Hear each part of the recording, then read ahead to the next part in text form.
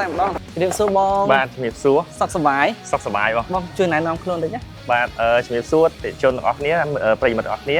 បាទខ្ញុំបាទគឺជាម្ចាស់យន្តដ្ឋានជាងជាតិក្រុងសួងបាទក្រុងសួងក្រុងសួងបាទអូខេបងអញ្ចឹងកុំឲ្យខាតពេលវេលាយូរខ្លាចលោកបងហេបាយអញ្ចឹងចង់សួរបងហ្មងថាតើបងមានទំនុកចិត្តអីជាមួយនឹងហ្គាសទឹកបានបងយកហ្គាសទឹកមកដំឡើងឲ្យអតិថិជនរបស់បងបាទ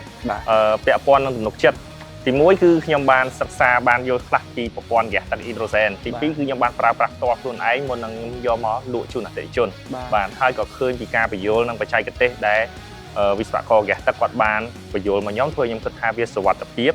បាទហើយវាពិតជាមានការសន្សំចៃនិងបង្កើនថាមពលពិតមែនបាទអញ្ចឹងតាមខ្ញុំដឹងអតិថិជនរបស់បងភាគច្រើននៅនេះគឺឡានធំតើបងឡានដឹកអញ្ចឹងចង់សួរបងផ្ទាល់ដែរថាតើ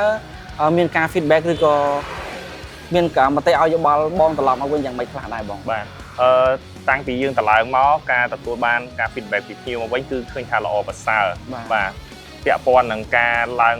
ធម្មពលខ្លាំងស្ទុះជាងមុនសម្រាប់ពួកគាត់ប្រើប្រាស់កាត់បន្ថយប្រេងឥន្ធនៈសម្រាប់គាត់បានសំចៃបានច្រើនគួរសមហើយជាប្រហែល%ដែរបងបើតាមការស្ទាបស្ទង់យើងអាចចន្លោះថាទាបបំផុតក៏20%ដែរមួយទៀតដែរគឺពាក់ព័ន្ធនឹងឡានដឹកទំនិញវាមានសភាពតឹងហើយវាប្រឹងណាអញ្ចឹងនៅពេលដែលឡានដឹកទំនិញគាត់ប្រើប្រាស់មួយហ្គាសទឹកយើងគឺឃើញថាការបើកបររបស់គាត់សន្ទុះខ្លាំងពាក់ព័ន្ធនឹងដូចជាការសាងលេខខាងអីគឺវាស្រួលប្រើជាងមុនដូចយើងបន្ថែមម៉ាស៊ីនជំនួយមួយសម្រាប់ពួកគាត់អញ្ចឹង